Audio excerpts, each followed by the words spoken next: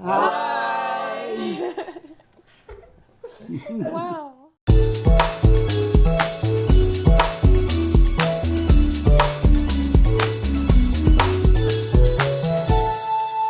I'm Nathan, or Nate. I'm a BFA 3 music tech student at CalArts, but I mostly do sound design as well as game development.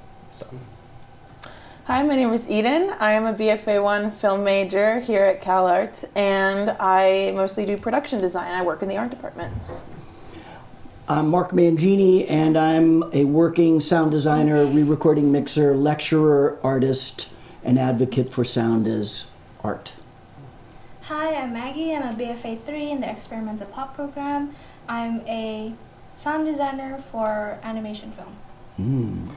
Hi, my name is Etia. I'm a BFA 3 in the music composition department. I'm a composer.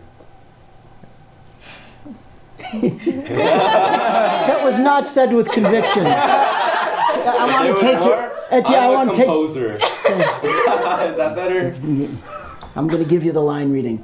I'm a composer. I'm a composer. Period. That's right, period. Exclamation point. Okay, so I guess let's just get into the questions that we have. So I bet people must often tell you about their favorite films you've worked on. Are there any that come up often, and are there any that surprise you when they tell you they know and like a film? Yeah, well, the obvious ones that come up the most often are the most recent, which include Dune Part 1, Blade Runner 2049, Mad Max Fury Road. Though that's sort of the top of the list because they're so obviously sound-oriented and clearly designed in a way that is very moving. The oddest one was brought up by my son, Matt, at a recent lecture. He loved, there's his favorite sound in the world, and he's been listening to his dad make sounds for 50 years, was a little thermos squeak in the first Accountant movie. Oh. Something from 20, but so clearly a fan geek thing from my son because he's been hearing amazing sounds all his life, but he revels in the little unobvious stuff, how just a little sound like that tells a little bit of a story. It's a narrative idea with a sound about the geek that Ben Affleck plays as that character in that film. So that took me by surprise when he told me his favorite sound of all time. Another fan favorite is Gremlins because it is so obviously designed. Those are puppets, not even CGI, and they needed voices and a language, and people want to know more about how that movie got made. Interesting. Generally, so how did you navigate your film? How did you navigate your way into the film industry? Like from like a non-sound standpoint, like just generally for students like myself who are trying to break in. Like, is there any advice you would give us, or like any particular path you take, or? Boy, that's the rest of this. It's a great question, and it's kind of got three components to it. You first asked, how did I navigate my way in? I told you a little bit about that before we went on camera. I moved to Los Angeles because I wanted to be in filmmaking. But when I came to Los Angeles from Boston, I didn't know the difference between a director or a producer, and I didn't know that people do what I do for a living.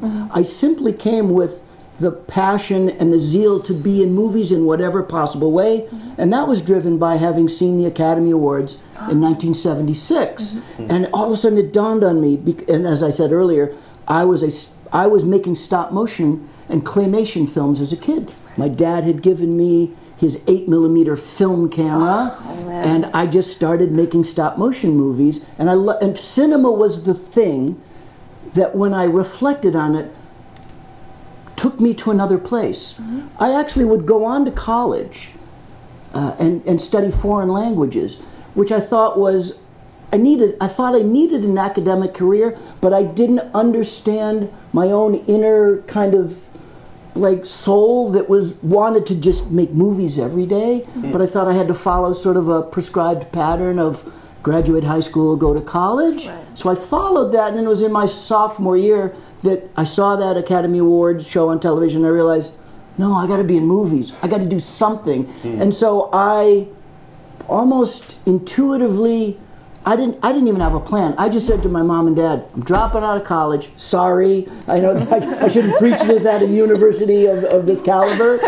But I said to my mom and dad, I'm dropping out of school and I'm going to California and I'm going to find my way. And they said, where are you going to go? I don't know. What are you going to do? I don't know. When are you going to go? I think I'm leaving in May. And they said, okay. And so I followed that muse, came to Los Angeles, and through fate, I got an interview at Hanna-Barbera Studios, the great television animation house of the 60s, 70s, and 80s.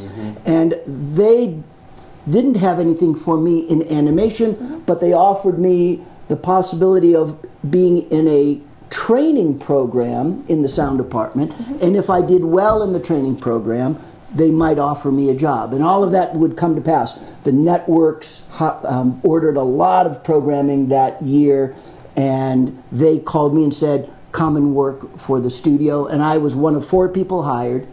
And then sort of the rest is history. As a musician, and I've been a successful guitarist, I played in bands as a kid, I had a really good ear, and sound came to me very intuitively, and so I accelerated through the training program quickly, was quickly moved up to sound editor, then sound designer, then head of show, and then I saw, to kind of answer your final question, I saw Star Wars. And here I was a mechanic for all intents and purposes. I knew they give you the cartoon with no sound, you put the sounds in where the sounds are missing, you know, Fred gets hit on the head, you hear a bonk. And it's a mechanical process, not much creative about that. But then I saw Star Wars and the light bulb went off. I thought, oh my God, what sound can do for a movie, how it can tell stories. And I thought, that's what I want to do. I've got to get out of this little sausage factory, and I got to go into the real world. And so I called my mentor at that time, Bill Kowalchuk, who was working at Paramount Studios, where grown-ups work, making real movies in Hollywood, California. And I said, get me out of here, see what you can do. And he got me an interview in the sound department at Paramount, and they hired me as an apprentice. And I intentionally took a reduction in pay and in stature because I knew I was in the real world. And fate would intervene yet again. And the first film I worked on was Star Trek: The Motion Picture. Right there. That is so amazing. And then I think I need to button that. I think this completes your question. The gentleman who I was working for, I was his apprentice. I was just looking over his shoulder every day, watching him work on Star Trek: The Motion Picture. His name was John Hanley, a man who I owe a huge debt of gratitude to because he changed my life. By, unfortunately, he became quite ill and he had to leave the film. And when Robert Wise, the great Robert Wise, The Day the Earth Stood Still, Sound of Music, Robert Wise asked him who should replace you. He said, take the kid. Oh my God. There were 10 other sound editors in that department with more seniority and more experience. But he told Robert Wise to hire me. Wow. And that changed everything. That's amazing. One of the great lucky breaks of all time. That's like such an amazing story. Oh my God. Wow. Did that answer your question? Yes. I didn't want to be sure. That was I was just curious, because especially when you're starting out, there's like this fear of like, oh, if I don't take every project, what if like the project that I skipped on is like, movie is going to be my big break. So are there like films are there like ways for you to choose whether I should work on this film, I should probably skip on this film, Well, certainly in this day and age, even for the people who are like first call sound designers, we're not getting 4 offers at once. Even in the 80s and 90s, I'd be lucky if I had 2 offers at the same time. My decision-making arc has changed dramatically over the years. When you're really young, you don't have any offers, and when you get an offer, I did the right thing by taking everything. And I say that for a reason. Because even if it was a film I didn't think was very good, and I took a lot of movies that weren't very good, I saw them all as opportunities for growth. And so even when I'm grumbling working on a movie that I didn't like, or a director, more often than not a director I didn't like, and that'll be another question later, I recognize the value of challenge and how challenge builds muscles that we don't normally exercise for ourselves. As human beings, we're all generally lazy, and we try to take the path of least resistance. And I knew enough from my really great upbringing from my parents that that was a fool's errand, that our challenge in life is to find challenges for ourselves and overcome them. And in the overcoming, we become so much stronger. And so I took everything early in my career. Here later in my career, I've left out the middle, which is important, but now here late in my career, I'm 69 years old, I can go for maybe another 10. I don't know, what can I go? Who knows? Whatever, I'm going to keep working, but now I'm being much choosier about projects at this age based on the experience I want to have. Because to me, I love filmmaking so much. I want to do this because I like to do this. I like to do this every day. I am a sound designer every day of my life, whether I'm being paid or not. And I think that's something every artist has to ask themselves. Would I be doing this when I'm not getting paid? And if the answer is yes, you're in the right place. And if that's true, then I like being busy. But now I've been through a lot of heartache over the decades, and so I choose projects based on great filmmaker who I want to learn from, or a project that presents a challenge I've never attempted before, because I want to keep growing the muscles. So that's early stage, late stage. In the middle, which is kind of the question you're asking, how do you choose, if I let this one go? Here's a great story, and maybe my wife will chime in. This will tell this story in a very complete way. You will never know. Never think you are smart enough to know which will be the successful project. And so I'll tell this great story. In 2014, I got a call late on a Friday night at home on my mobile, and it was the producers of Mad Max Fury Road. And they said, we need some help. Would you be willing to come to Australia to work on the film?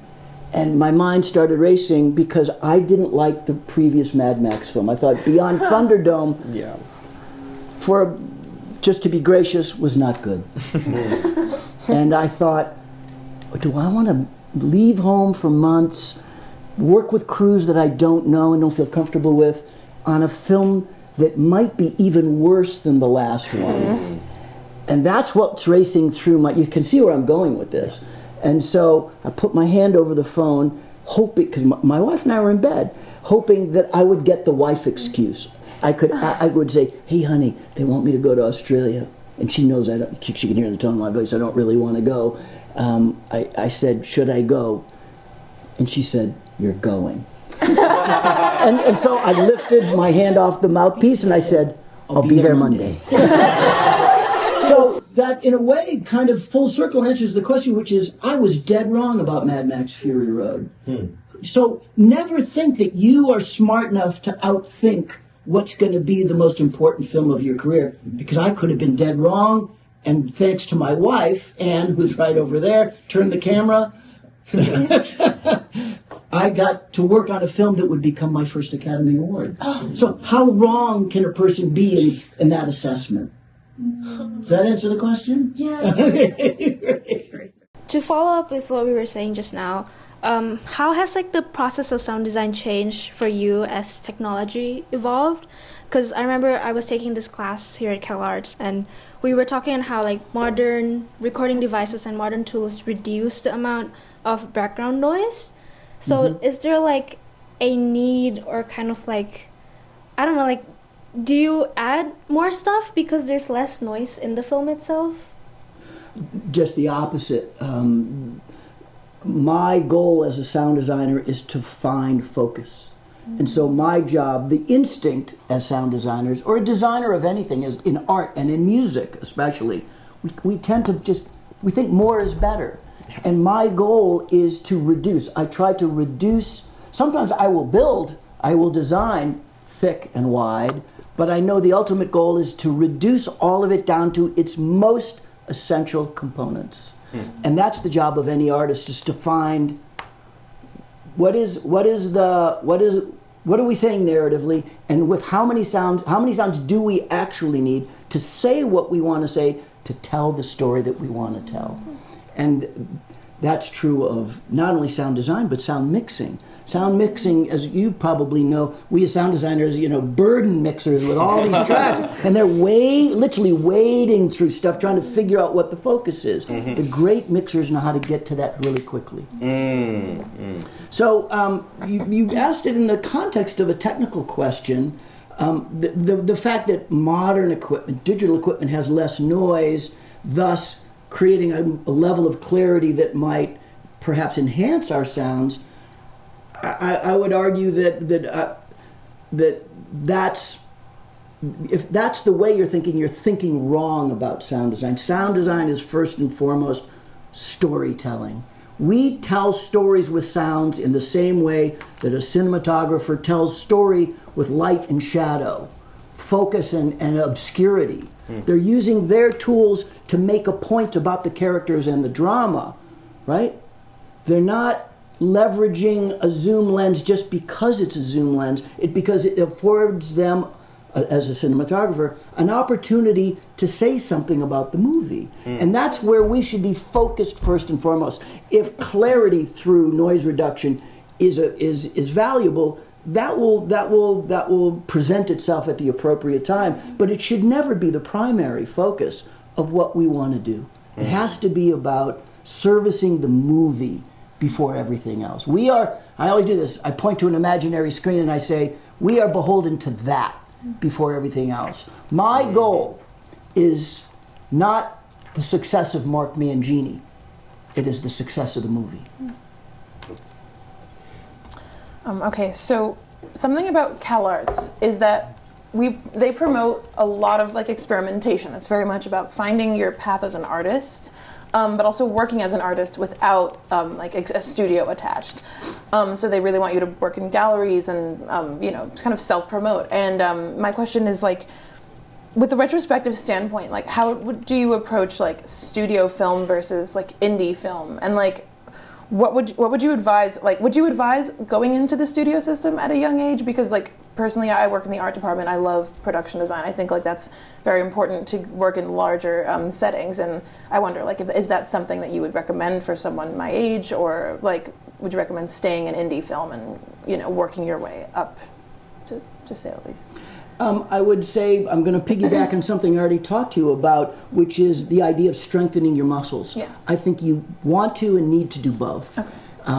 Working within a studio environment, generally speaking, but not always, perhaps invokes a kind of restraint that you don't get in independent filmmaking. Studios, generally speaking, but not always, advocate for safety. We know what works. The director is having the same battles with the studio about the cut and the shoot and the script, and they're fighting for independence and fresh ideas, and studios are allergic, generally speaking, to fresh ideas. They are, as you can see in the state of current studio filmmaking, they are absolutely opposed. Actually, let me reframe that. In an era when all the studios seem to make are sequels because they're predicated on prior IP that has proven to be successful, where is there room for an artist to express a fresh idea, whether it's the director or the sound designer? But nonetheless, you want to have that experience, because that will help you, that will strengthen muscles that you need to have when perhaps you're freer to express yourself, and you know how to modulate the expression of your bold ideas. The beauty of independent filmmaking, I have found, is that independent filmmakers tend to have a broader perspective, and they tend to allow you as an artist to explore and to fail. And failure is a critical component of art. No one paints the Mona Lisa with the first brush stroke. Nobody sculpts the Pietà with the first chisel. Nor do sound designers create the worm voice or the ornithopters the first time they sit down to create a sound. This is the beauty of filmmakers like Denis Villeneuve, who is a studio filmmaker, and he's found this beautiful encampment where he gives us the freedom we would normally get as an independent within a studio system. Yeah. So Denis, for example, on Blade Runner 2049 and on Dune Part 1, gave us in sound design the opportunity to have 4 weeks where we were free to do anything we wanted without a single piece of direction. He said, I want you to follow your muse. When I say you, Theo Green was my sound design partner on both films. And he encouraged us to explore crazy ideas that had not... Go experiment with primal screamers. What does that have to do with Dune? Go experiment with recording bells. What does that have to do? If that was something we thought might be interesting, however minuscule, he encouraged us to try it. And then after those 4 weeks, we would begin a prescribed sound design review process where, okay, what have you learned in 4 weeks? And sometimes Denis would just come in and we would play crazy sounds. Like, here's the sound of a turtle. I just happened to see it at the zoo and I recorded it. And he'd think, interesting, okay, what else you got? And it would be like staying up late with your buddies playing records. Yeah.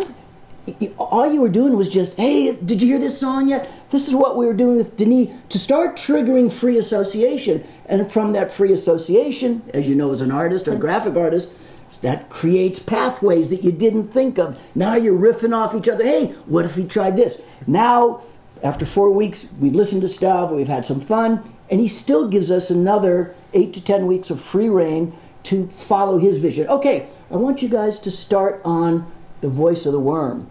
I'm not going to tell you what I want you to do, but I need you to start thinking about that specifically and delivering to me presentations of what you think the worm might sound like. And so we might have found something in the early record phase, maybe not, and so now we start applying ourselves to that. But so, for example, the worm is a good example of this approach. After 3 weeks, Denis came in for the first official sound design review. What do you got? Okay, we have worm voice. Played the worm voice, and he said, it's all wrong. It was all wrong because we had followed an instinct, maybe a tried and true instinct, which is something that's 400 meters long and that big should feel threatening, like a monster. And we were using sort of Godzilla as a model, which is to say, the minute that mouth opens, it has to emit a roar so loud and powerful it echoes off the mountains for miles. And that's what we presented. And he said, that's all wrong. He said, the worm is a creature venerated by the Fremen. The worm is like a god to the indigenous peoples of Arrakis. We have to go in the other direction. We want a sound that is alluring. So, but he said in that conversation, I understand where you were going, but that doesn't work for this movie. Let's try again. What filmmaker doesn't, berate the sound designer for missing, how did you miss the point, right? So these are the kinds of filmmakers you want to avoid in your career after one experience. But Denis Villeneuve is the antithesis of that. He understood that the failure was the next step to the success. And so he saw it as a bonus. We had made progress by eliminating one approach. Great, done with that. Now let's move from there. Did that answer the question? Most definitely. Thank you so much. Great. Wow. With having so much experience on so many different film sets with so many different sound designers, I know we talked about this a little bit before we were on camera, where you were working with Ben Burt on Raiders of the Lost Ark. I was wondering if there were any other sound designers or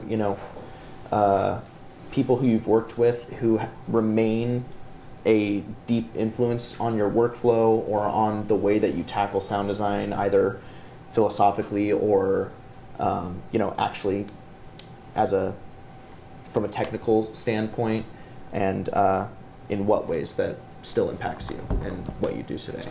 I can say that to this day, every time I go to the movie theater and I hear a film and I love the sound, it gives me anxiety, and I think I'm an imposter.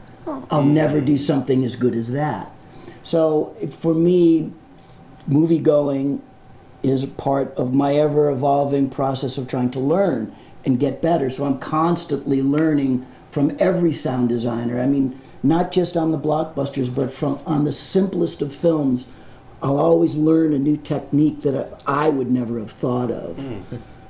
So I won't give you a list of, there are so many great sound designers in the world, and I learn and steal from all of them. I'll point, the problem is to call out one is to miss one that I should have added. Yeah. And I would never want to say this person, and then that person thinks I should have been in that list that Mark mentioned. So I'm really afraid of that. You're more of like a sonic collage of every sound designer that you've both listened to and heard. It's too much to attribute your workflow to one person. Well, I can attribute my work by way of a longer story that I'm going to tell. I'll call out Ben Burtt specifically, only because Ben Burtt created that epiphany for me at Hanna-Barbera, because I saw Star Wars and I immediately knew I want to be him. I want to do that, and I want to do it the way he does it. And in that, I owe him a debt of gratitude, and not his fault. That also did me an odd disservice. In that, and this is a bit of a trope, especially at an arts institute, we all need to find our voice, right? It's a cliche in art school and in any artistic endeavor that we are taught, find your voice, be yourself. But for an untold number of years, I modeled myself after Ben Burtt. I read every article, I watched every movie, I stole every technique, and I imitated. And what did that come at the expense of? Personal exploration. Thank you, Nate. Personal exploration. I delayed my growth as an artist by a good 10 years by trying to be a Ben Burtt. And all I would ever become is almost as good. I would be an imitation of Ben Burtt, never an original. But I never learned. I didn't have parents that were artists. I never learned that vocabulary. I never learned that trope. Build your own voice. Discover your own voice. I thought being Ben Burtt was, I was good because I was like him. And then I discovered the value of being myself and the joy that came with a director loving my original idea. And that got to be addictive. That's like a drug. So, yeah. So it's just worked itself up throughout the it came about because I started to notice something really interesting. In cinema, we do something called an audience preview. We have an early edit of the film, and we want real people to acknowledge, or at least to comment on, how the story's working. And so we do, usually it's an early film edit, and it's early score, or it's needle drop music, and it's rough sound effects. And we cobble this together and put it in front of an audience in a movie theater, and we show the audience the movie, and it's in a rough shape that most civilians can at least accept as, that was kind of an interesting movie. They don't hear the rough edges of the music and the sound.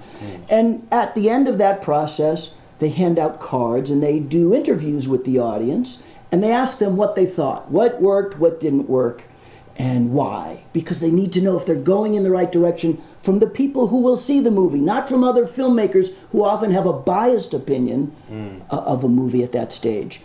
And what I noticed is after these audience previews, is tradition. The editor, especially the editor, the director, the producer, sometimes the composer, would meet for a meal after the audience preview and talk about the movie. They got the cards there. Oh, we got an 87, but they didn't like the way, Harry was treating Alice, and we have to make him more sympathetic. And they're starting to discuss the narrative concepts that are working and not working.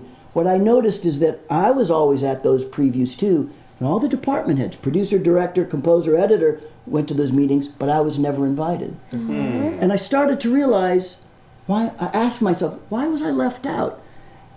I was left out because they knew, and I knew, I didn't know how to contribute to those discussions because I didn't understand how sound worked narratively. I didn't know how to talk to them I didn't even have the language. I didn't know what, mise en scène meant. I didn't know what diegetic meant. I didn't know how sound could actually speak with no words and tell a story and solve a dramatic problem for them in ways that maybe exposition or score couldn't. And so that triggered a renaissance in my career where I realized I got to develop that language. I want to be in those conversations.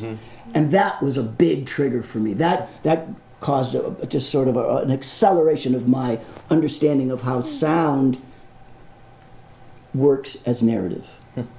So, did that answer the question? Oh, yeah. Okay. So when you work with sci-fi environments, particularly like the more open and like generally like larger interiors, like for example, like in Dune or in Blade Runner, like do you work in pre-production with the art department at all in any way, or any other departments that are involved with design? Like there's so much ambience in those films, Right. And so many sounds that like go into the just generally even like the room tone of those spaces. So like, do you contribute to the design of a space from a sound standpoint?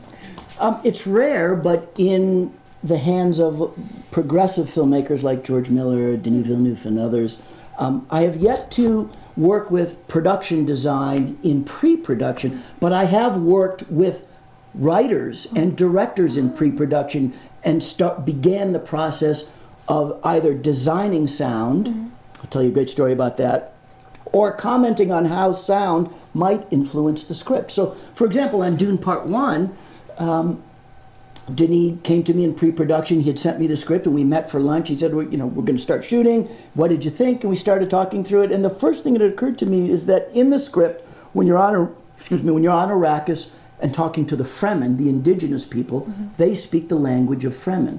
But Fremen was only spoken to, pardon the pun, in Frank Herbert's books in a sort of a marginal way.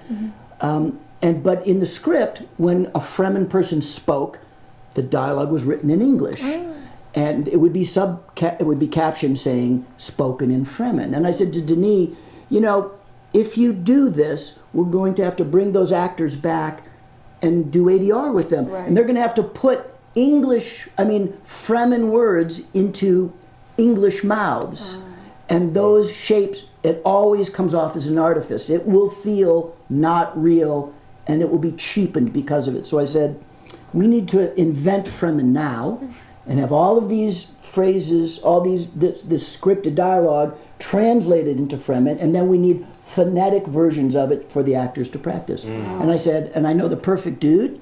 I want to say it's Dave Robinson. Correct me later if it's not Dave Robinson. We hired the gentleman who did all the language development for Game of Thrones, who had done a brilliant job of inventing languages never heard. And I said, hire this guy and pay him to invent Fremen, and he did. And he invented what do you call it? He invented the language, and he invented the phonetic pronunciation of it, and the script went through a revision, and that's what actors spoke on the set, instead of trying to force words into their mouths. So that was a great success for us.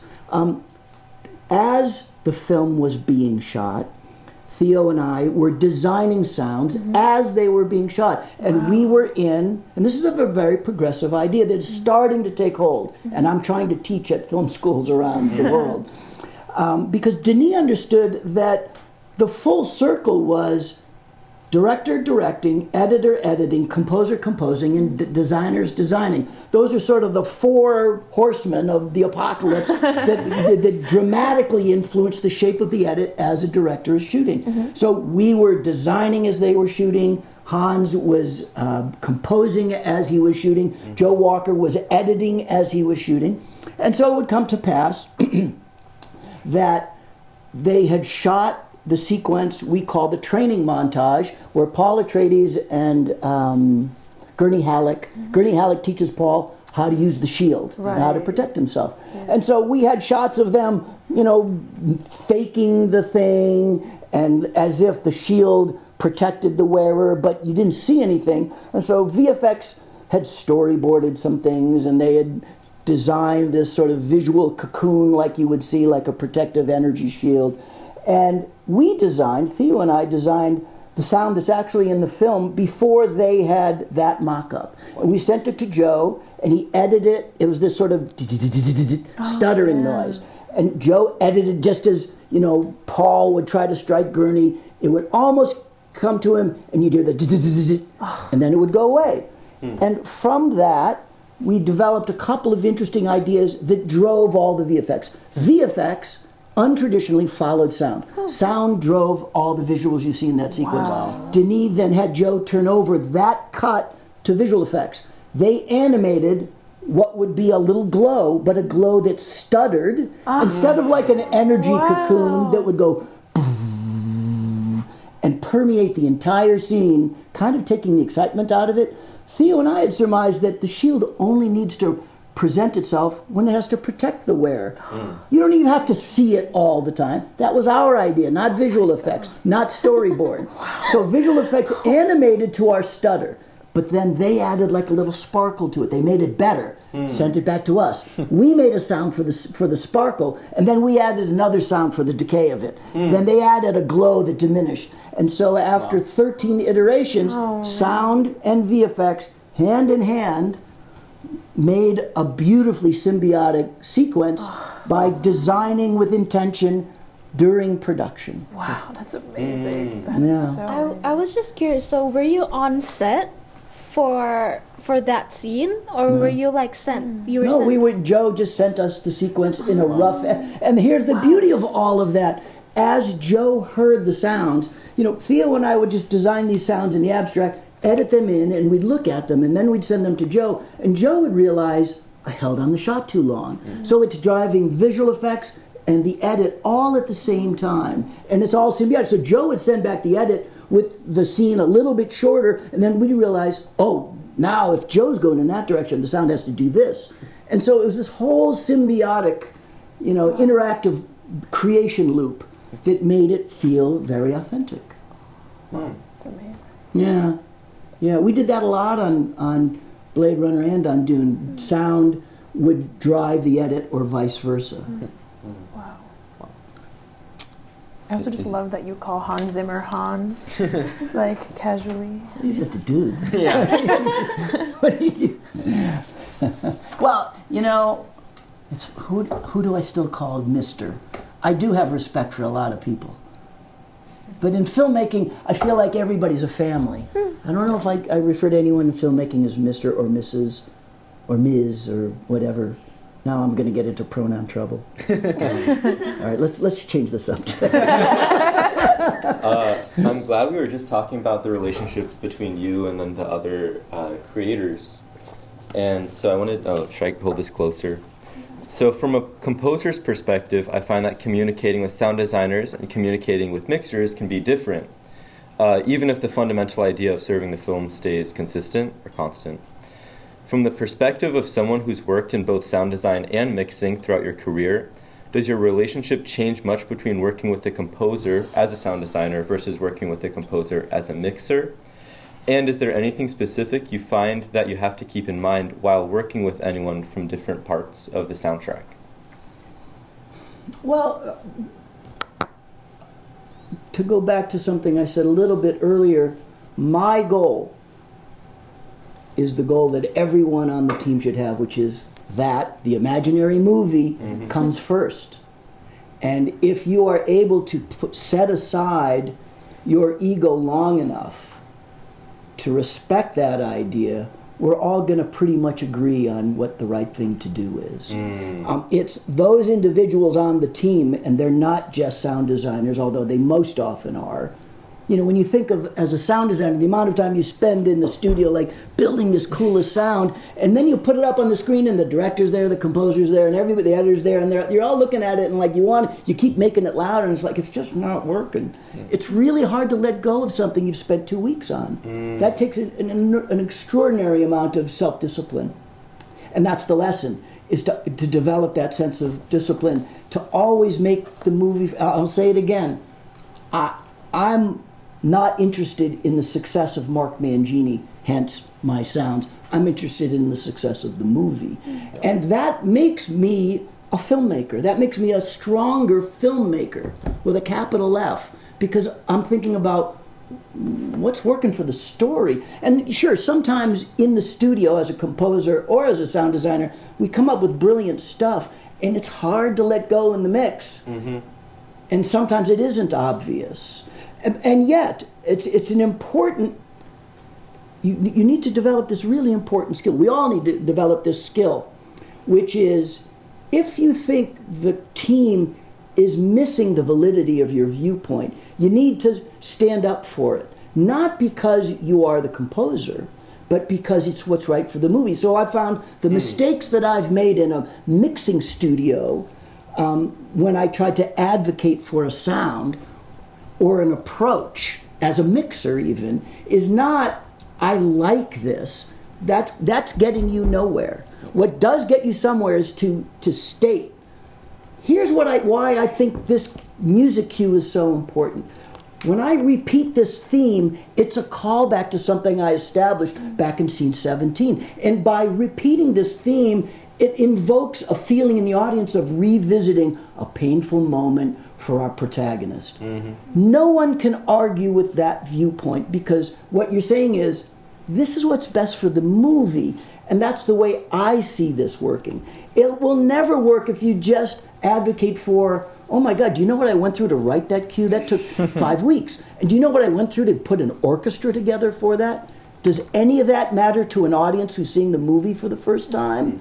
It doesn't mean anything. But when you can advocate for your point of view, and you should feel compelled to advocate for your point of view when you feel that you have a really valid and powerful reason. Now, some people become broken records, pardon the pun. If you're the cat in the mix that's always saying, hey, wait a minute, did you think about this? And you find yourself doing that 5 times a day, you're not going to be taken as seriously as when you bring about something you think that is like really profound. You're like, you've really thought this through. And you should feel compelled to state your opinion when you think you have a really valid viewpoint regarding the movie, not regarding your trouble making the sound or the music cue. Does that make sense? Yeah, thank you. That's interesting. Kind of moving towards... Oh, well, let me add an addendum to that. This is a hard-learned lesson for me. That I say that facilely now, but for the first 20 years of my career, I spent too many mixes as the sound designer, sitting in the chair, and we're mixing the movie, and like, do this with music, do this with the dialogue, do this with the sound. And I had that idea that might have even been story-driven, but I wasn't secure in my own ideas. I wasn't secure enough in them to have the bravery to raise my hand and say, hey, what about this? I was chicken. And the worst feeling in the world as a creative is to hear your idea spoken by someone else. Because inevitably the composer would beat me to the punch, because composers are generally more empathetic than sound designers are. I'll just say that out loud. And when the composer said, I want to do this with the score because I thought if I connected this with that, and all of a sudden the other person or the directors said your idea, and then you're like, oh, if I had just said it, I'd be the hero right now.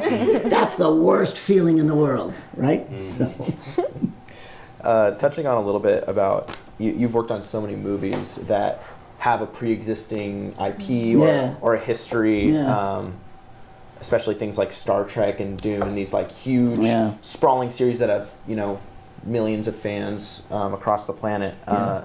You talk a little bit in an interview about designing the sounds for Star Trek 4 or Star Trek 1, where even though these sounds like the photon torpedo, the transporter, and stuff like that, there's a pre-existing connection that the audience has to the sound design of those certain things. Yeah. You still like to add your own touch, like you're designing it a little bit to have a little bit of, not a difference just to add your character, but to serve the film better. Right. But you still add that extra oomph that maybe the original sound didn't have. Right. And I was wondering if that is still the way you tackle designing sounds that have already existed in previous films or something like that. Or if there's times where the sound is so iconic that you can't, like, to change it in any way would make the audience, feel like it's cheated, uncanny, or, not quite the same thing as what they're used to. Sure. Well, the short answer is every film requires a nuanced approach. There's no one way to answer that question or solve that conundrum. So, for example, on movies like Star Trek, there are beloved sounds that we stayed with. There are sounds that we changed that for equal parts arrogance on my part because I wanted something a little fresher, or maybe I didn't think the original was quite as good as that could have been, but understanding that it needed to resemble the original such that the audience still felt that sense of home. Like, yeah, this is my beloved Star Trek. So there's two approaches. A third, for example, is what we did on Blade Runner 2049.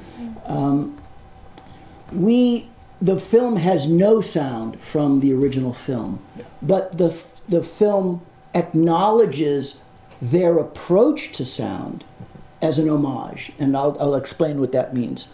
I didn't care for the sounds of the spinners and the blasters in the first Blade Runner, among other sounds. And even Denis said as much, and he said, feel free to change those sounds. And I didn't feel as though, in the first film, those were signature sounds enough that they required adherence to their original form. So that gave us a little bit of free rein. But what we discovered in our dissection of the first Blade Runner was that Vangelis and Ridley Scott approached it in a way that we did copy, and that was this. We listened to the movie without dialogue, and we then listened to it without music because we had all the individual stems, dialogue, music, effects. We could hear it compartmentalized. And in those reviews, we discovered that there were all these beautiful atmospheric ambiences that we couldn't quite put our finger on. They felt slightly melodic or harmonic but not melodic, or musical but not really melodic. And when we didn't hear them in the sound effects stem, we thought, what's going on? We would discover when we analyzed the tapes that Vangelis delivered to the picture department, that Vangelis, on top of the music he had made, had designed all these beautiful harmonic ambiences that weren't diegetic. They didn't sync to anything, but they created a mood. And from that did Theo Green and I get our first inspiration. We're going to honor Blade Runner by building a universe that reflects that sensibility without ever copying it. And that's how we approach it. So Theo and I and Dave Whitehead would go on to create 30 or so Blade Runner-ish harmonic ambiences. And then, like Ridley had done on the first film, they were made just as compositions. They were musical compositions, sometimes made with synthesizers or musical instruments, but they weren't made for a scene. This wasn't the scene where Wallace, interviews Deckard or something like that. They were just, it felt like the universe of Blade Runner. And so we would just sort of throw them onto kind of like a Jackson Pollock painting. We would splash these sounds onto the timeline to see where they aligned. And sometimes we'd get lucky and be like, ooh, that works. This mood is like that sound we made, or the sound is like that mood, and then we had success. And so these sounds would traverse entire scene arcs sometime, never being synchronized to anything like a dramatic moment. They just undergirded a scene and gave it an ambience that felt right for the dramatic intent of the scene. And so that's what we did with Blade Runner. We found a vibe, and that worked for us. Was that on top of room tone, or did it take the place of It always took the place, much in the way, some of the famous ones in like the first Blade Runner are Deckard's apartment. You can hear these beautiful, oblique, ambient sounds that Vangelis made that got laid underneath those scenes. And we thought, that's enough. So we did that throughout the film. One of the beauties of that, kind of to get back to the question you had asked about sound designers and composers working together or not working together or trying to figure out how that all worked, was that one of Denis' first exhortations to Theo and I was what he called composing with sound, which this process evinced. But he also said something interesting. He said, I want to erase the borders. What he meant was, the borders between music and sound. He never wanted the audience to be able to know whether what they were hearing was score or sound design. And that does an interesting psychological or subconscious thing for an audience. It frees them from being the film critic that we all are. There's always at least one moment when you go to the movies and you're watching it, you're enjoying it, and you're thinking, I love that music cue. That's a cool piece of sound design. Well, if you don't know which is which, what are you doing? You're paying more attention to the movie. And so this was the genius of Denis' exhortation, erase the borders. So sometimes we'd do it unwillingly. We'd lay a sound across it, and Hans and Ben Wallfish, the composers of the first Blade Runner 2049, they would hear what we did. And everything we did was tonal. It was always had a key center. They might start their music cue in the same tonal center, and then right from that, start with a pad, and then build to whatever melodic or harmonic thing they wanted to do. And so we were erasing the borders. You never knew where the handoffs were. And I remember at a screening, at an Academy screening, somebody came up to me and he said, I couldn't tell the difference between sound and music. That to me was the biggest compliment. So that's how, and then sometimes Ben and Hans would write something, and Theo and I would build something or change something we had already designed to complement the introduction of that cue and cross into it. And we would create these bridges. Wow. And it just made it that much more seamless. When you're working on these huge, sprawling projects, you talked about Denis kind of letting you research and play around with like exploration of finding different palettes of sound and stuff like that. On a project-to-project basis, are you spending more time recording sound and getting like colors for you to work with later, or are you spending more time, in the studio, picking and preening and cutting these sounds to fit whatever you need? What's the time ratio between collecting those sounds versus actually, distributing them to the? So. Look, there's the idealistic sound designer that wants a ton of time to record, a ton of time to experiment, and then a ton of time to get into the edit room and build the sequence and then get to the mix. And so every project has its exigencies. So Denis budgets for all of that so that we have the optimal amount of time to do all of these kinds of things. But Denis is one of 1,000 directors, and most studio budgets don't support that kind of idealistic approach. They're kind of prescribed. You have 3 weeks to a temp dub, and then you have 5 weeks to build for a pre-dub and then final mix, and it's kind of written in stone. And I know on those studio movies, I'll get a week to record, I'll have a couple of weeks to play around, and then I'll have 4 weeks to edit. And I know what I can do in that amount of time. So I'm always fighting that. So what ends up happening is, because I'm an advocate for a lot of fresh recordings, like great cooking requires the freshest ingredients. Even when I'm not being paid for 4 weeks of fresh recording, if I don't get it, I do it anyway. So I always have an H1 or an H8 or whatever I use.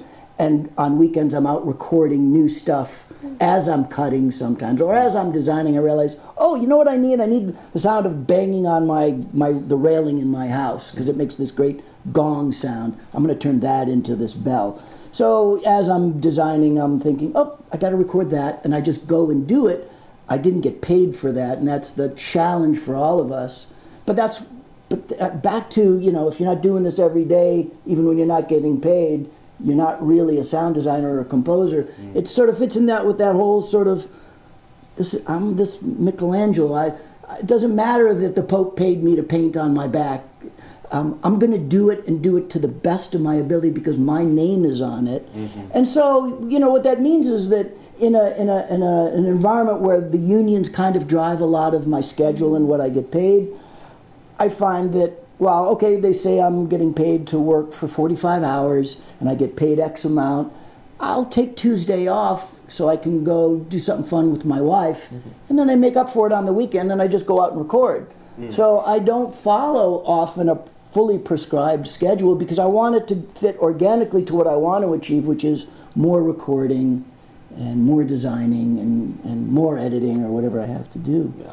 So that's tough. You know, look, I'm doing a documentary for Sam Green right now, who I did 32 Sounds for, and a dear friend, and I have 2 weeks to do everything. Wow.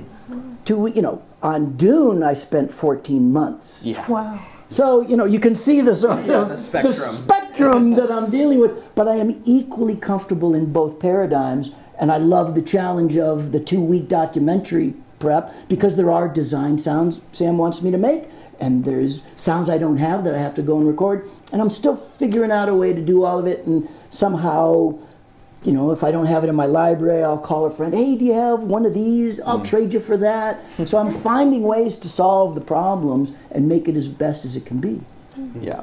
I mean, I'm sure the studio has a standardized timeline that they're wanting you to work in, but I know when I'm working on a project, I'm always, I do the general recording thing, get everything that I think I need, but then you're always 4 hours into an editing cycle and you're like, I need that sound that I didn't record. Yeah.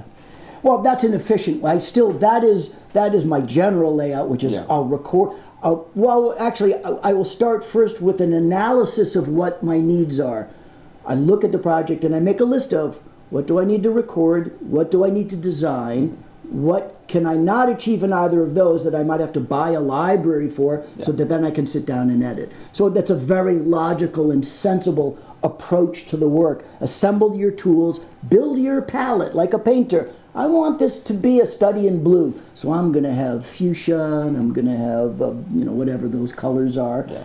Now I'm going to sit down with my palette that will create a unified piece of art that has a point of view based on the palette. So that's a really great way to approach our work. And in the midst of that, you're going to discover new things, and I'm going to go record that, or I'm going to design that. I'm going to stop cutting and make something. Do you have a preference for either using just all recorded audio for a sound versus designing it from scratch in the box? Or the one doesn't preclude the other. That's true. Let's be careful. I have a preference, because what I thought you were going to say was, do you have a preference about recorded sound versus non-recorded sound? And yes, I do.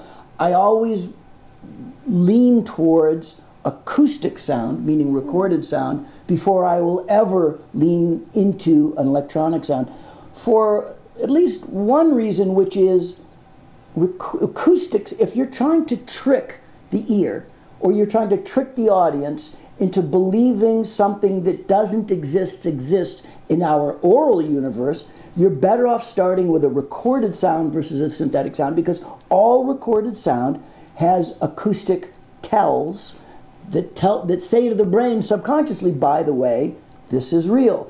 It's time arrival, it's left-right integrity, it's 3 or 4 things that have a bunch of fancy acronyms attached to them that tell the brain this is real. So if you're starting with acoustic sound, you're like 50% ahead of the game than with an electronic sound. And for me, partially because I'm older school, I don't like electronic equipment because I'm not good with fiddling with knobs. And I find if I had the choice of sitting down for an hour with a synth or some electronic device that generates sound, or going out and recording with my tape recorder, I'll get a better and faster result by finding a sound that's really close in the acoustic world than like, ooh, that's not quite right, that sounds really electronic. So I tend to eschew electronic means, unless it's called for, which usually means science fiction. And of course, there's huge caveats there. One last question. I was wondering, are you using the same program or one singular program to do all of your sound design stuff, or are you using multiple software in your process? Most of my work is done in Avid's Pro Tools. It's such a ubiquitous tool that is recognized around the world. You're kind of guaranteed that if you have to take your work somewhere, there's going to be a Pro Tools system somewhere. There's lots of other great tools, some that have even better utility. But Pro Tools, I know I can go anywhere, including even in my lecturing. I know I can show up with a lecture built in Pro Tools, and if my laptop crashes, I can put up a Pro Tools session. Nice. So that's really, but there's lots of standalone plugins and sound shaping tools that I'll use offline, not in Pro Tools. I'll design something within another program and then import the master into Pro Tools and cut it, at least as a synchronization tool. Nice. So we've been talking a lot about like story is everything.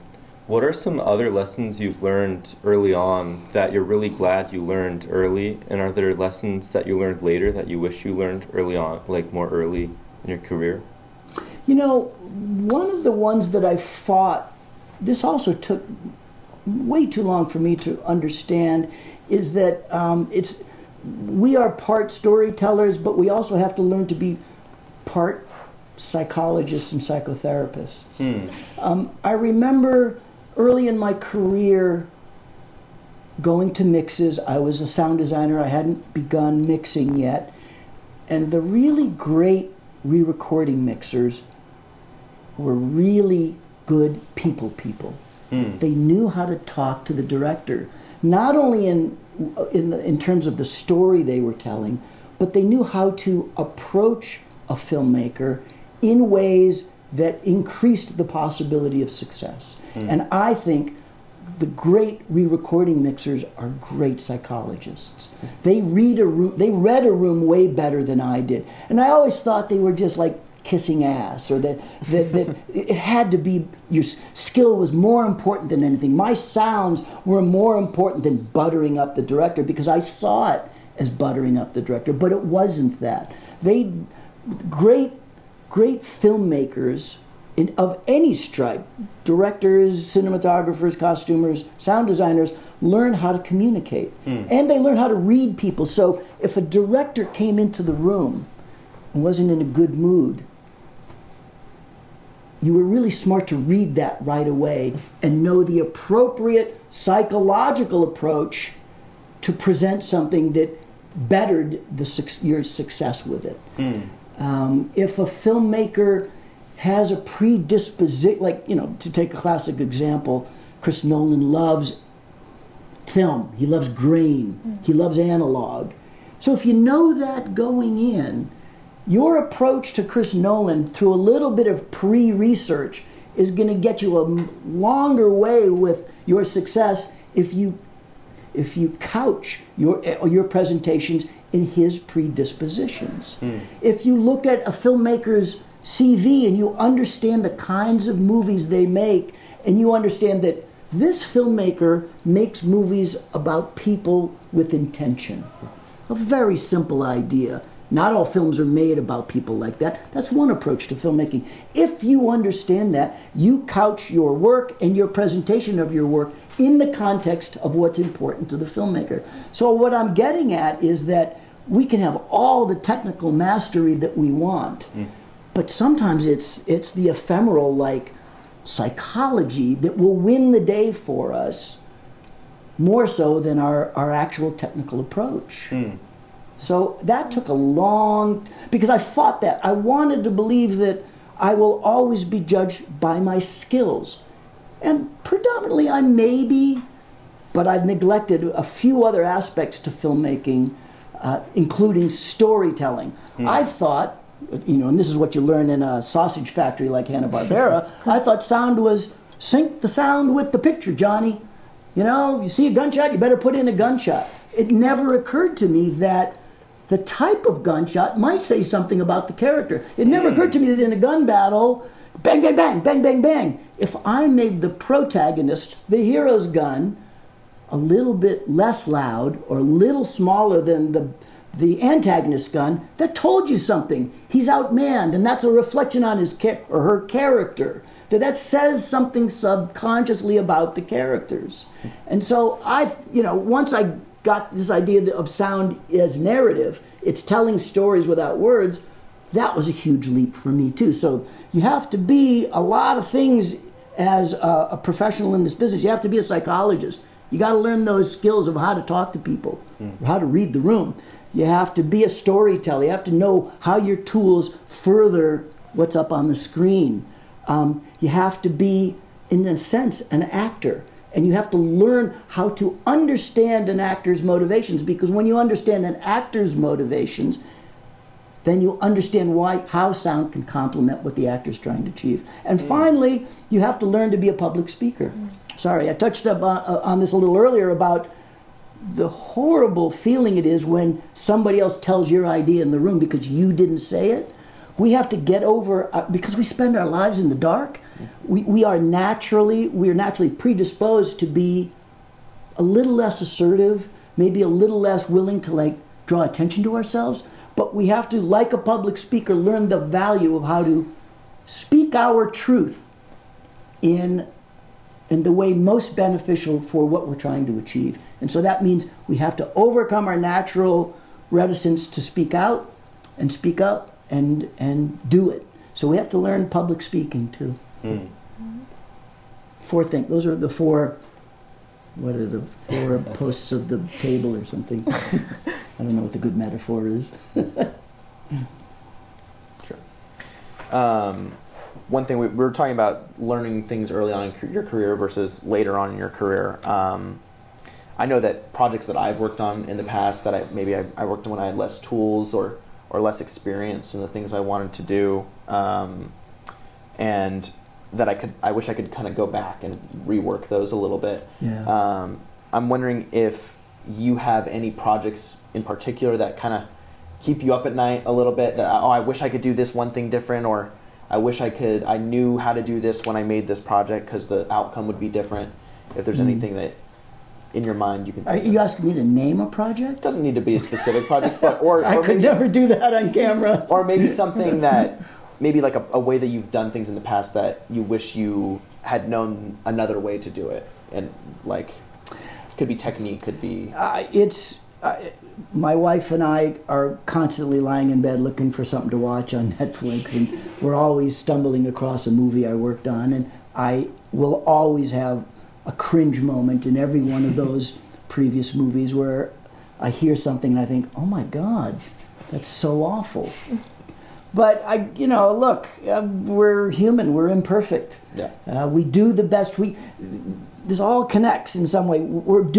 If we are doing the best we can at all times, without excuses, including, they didn't pay me for that, then that helps mitigate the cringe for me. Yeah.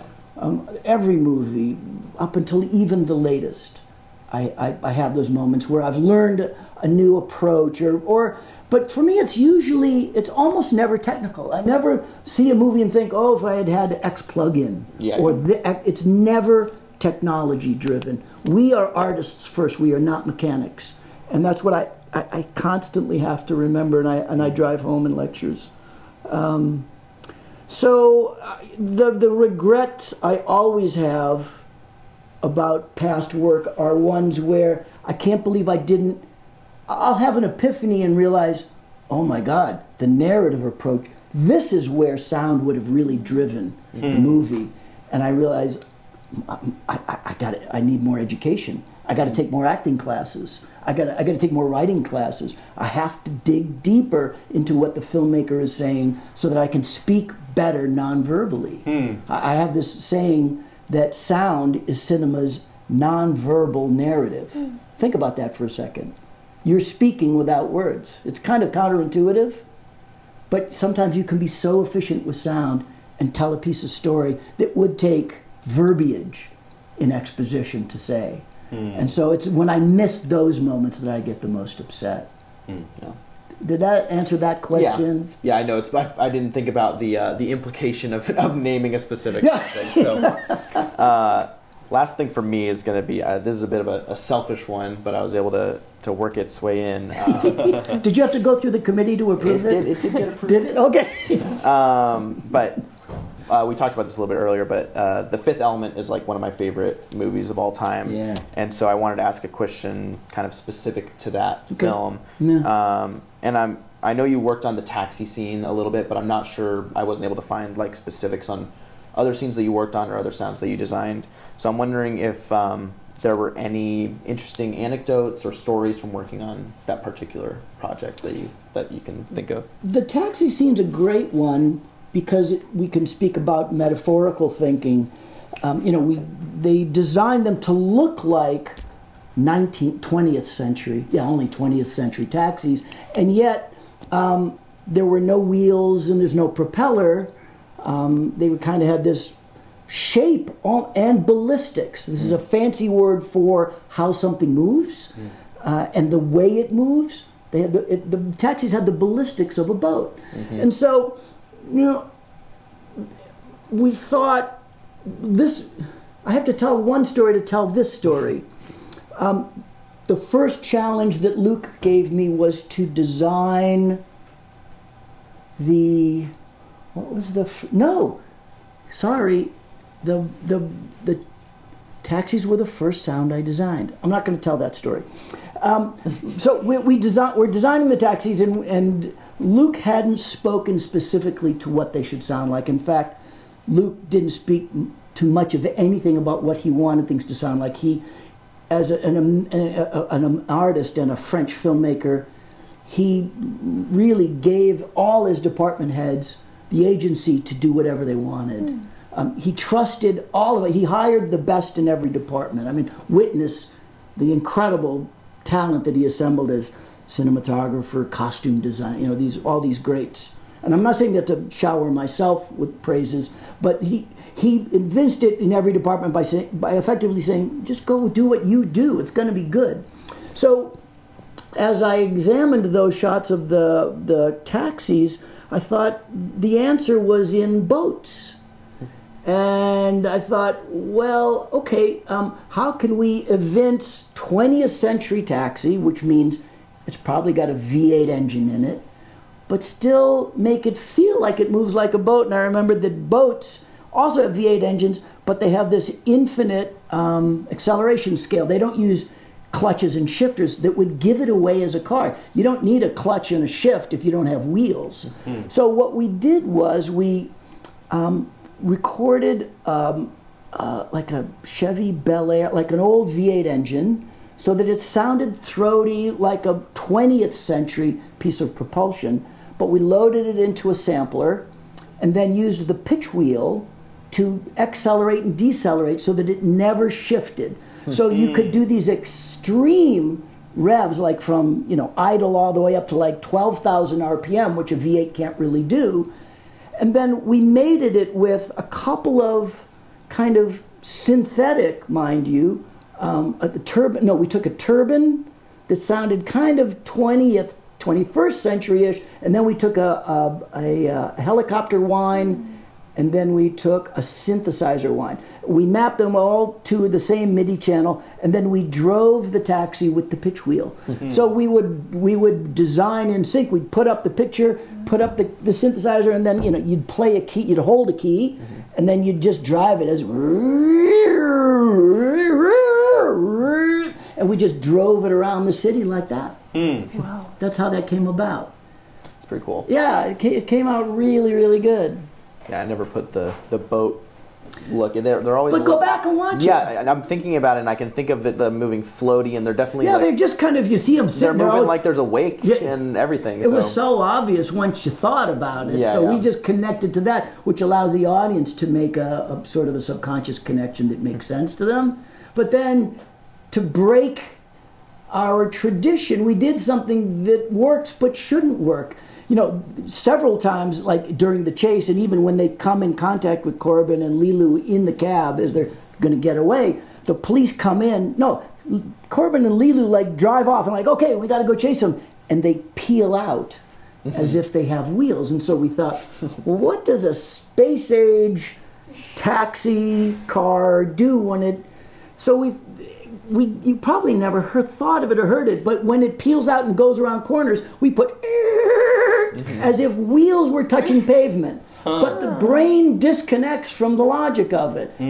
No one has ever busted me on this. And I just started talking about this in lectures recently, and I put up the kid was like, oh, it's a car skid. It's ridiculous. It can't do that.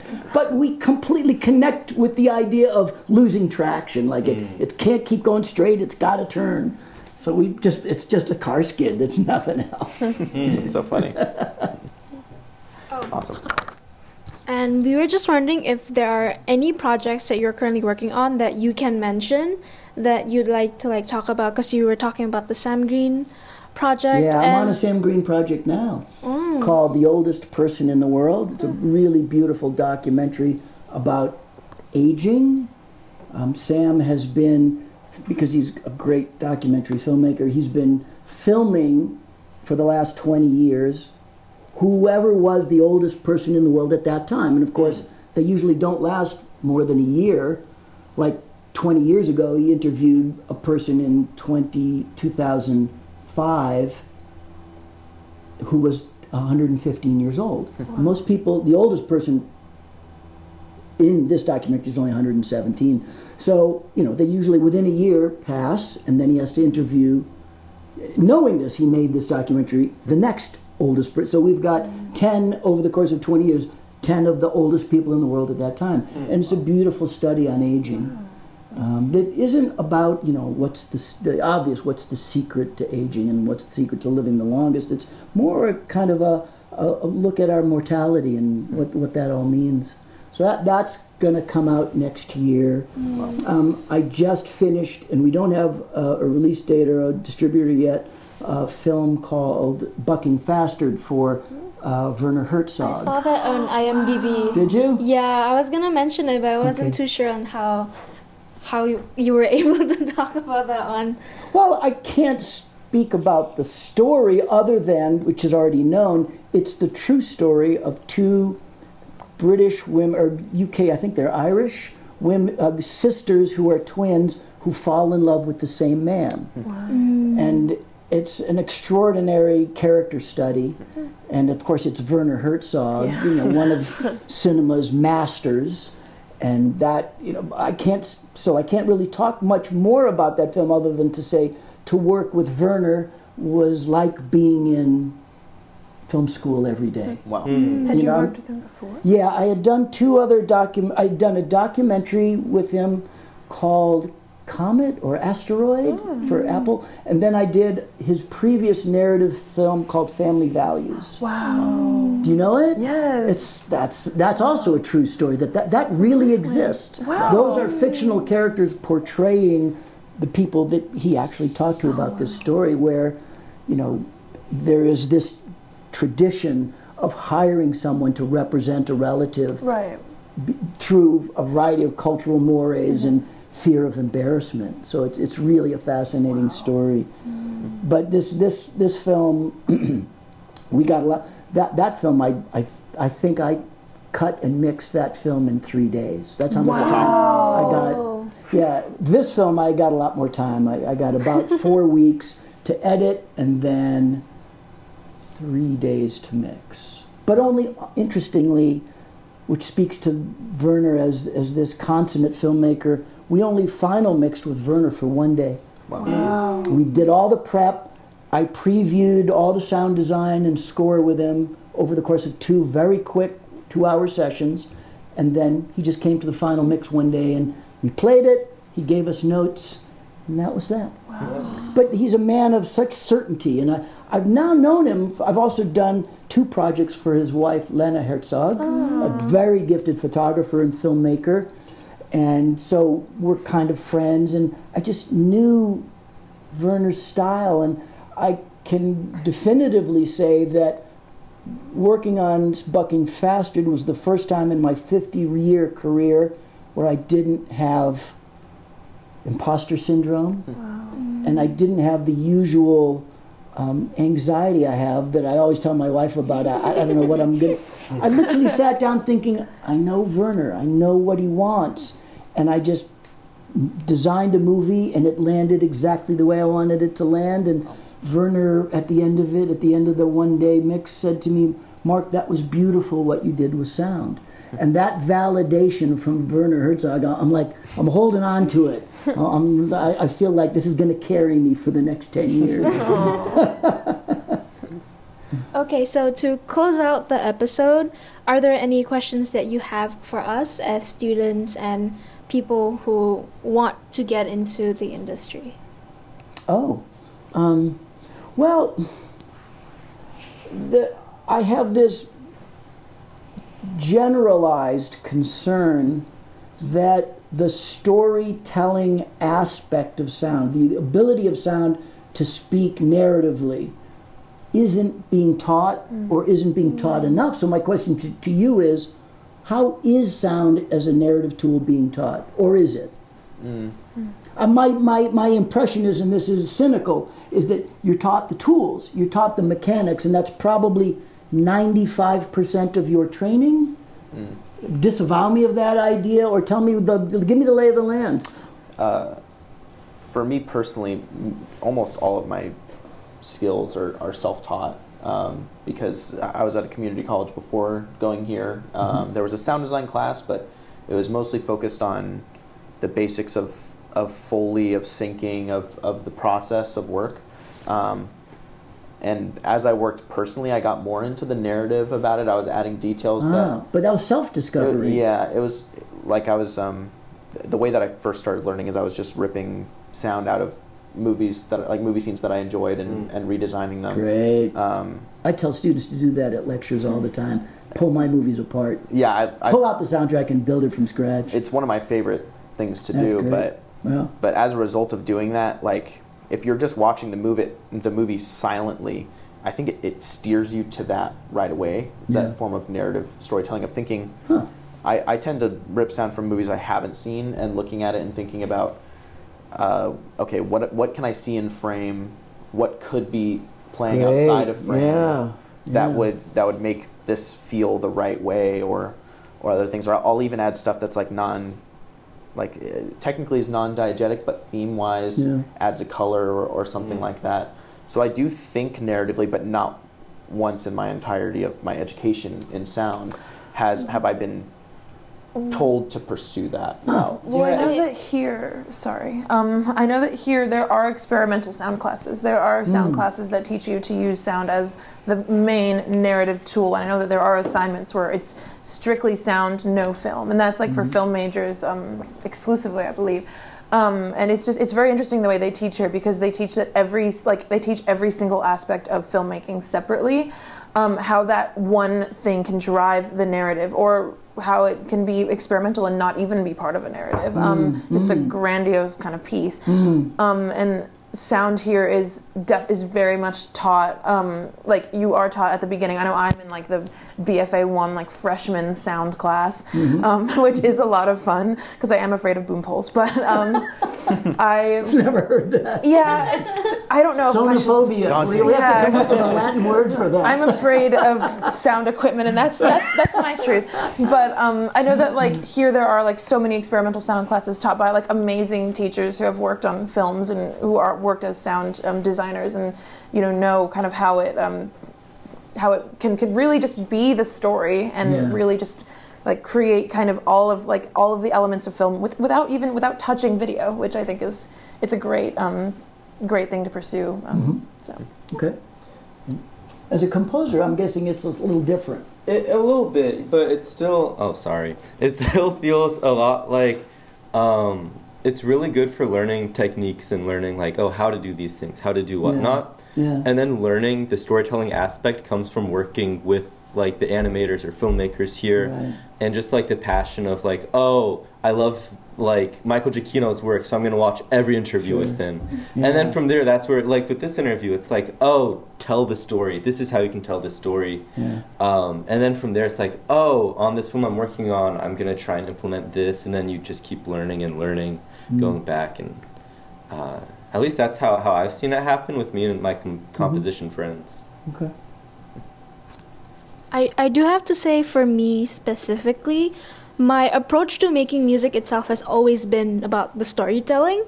So also I think it's more of like a self-taught kind of thing as well, where I just had the habit to begin with to make anything sound related. It has a story for me.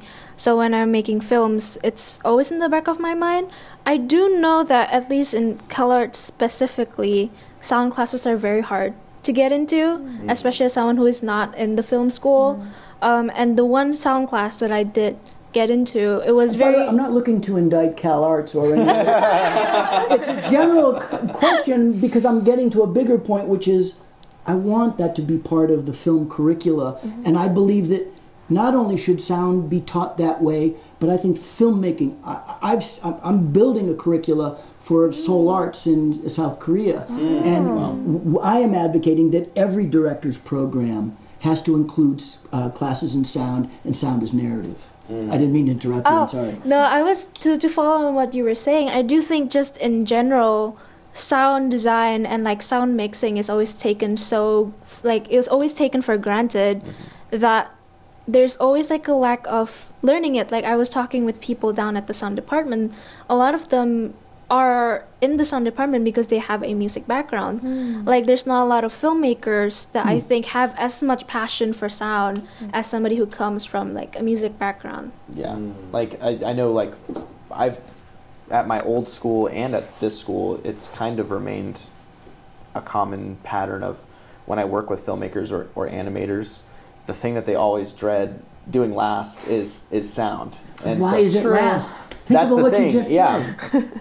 And so when I'm live recording it, like, and I'm talking to them about what they want texturally or aesthetically or other things, like I mean, it's a win for me because I get my pick of the work and all that, but like, it is a little bit like disheartening sometimes to hear how filmmakers talk about sound. There's just a general relationship of it being like, oh, it's the skill you have to learn in order to do the rest of the film. But it does seem like Maggie and I are working on this project now. There's some students doing an indie series, and we're actually starting sound design we're starting on the second season, and we're just about to start. They just finished the script. We're going to start making sounds like this next month. So it seems like there are people that are open to it. Just like a lot of people don't like it, but They're going it's to be very nice successful. Yeah. They are. Yeah. I think like You just watch. I think filmmakers now is like people, like most filmmakers just really want to go into directing. They're like all about like, I want to make my film, you know, this is like my thing. And I think that like generally like filmmakers my age now, they don't go into wanting a specific departmental role, and it's very hard to find people who are extremely passionate about sound or about pretty much anything other than camera work or directing. And I think like the thing that CalArts really teaches is to kind of find your niche, even though they want you to be a total filmmaker and make everything by yourself and, you know, be experimental and live your artistic truth. There is an underlying kind of like way of the way they teach. They want you to really love this thing, like to love the classes you take and want to go into it. And you know, again, I'm afraid of sound. I when I direct, I'm like, you know, I love my original score. Just go do it. Just go do your thing. And I have amazing sound designers and editors. But you know, it's like it's very hard to find people who are passionate about that now. But I think, like, as we go in CalArts, I think you will. You know what I mean? Like, I'm guessing here, like, if not here, nowhere. I mean, Yeah. CalArts is known as a very progressive school, and I admire it for that. Thank you for listening. Woo!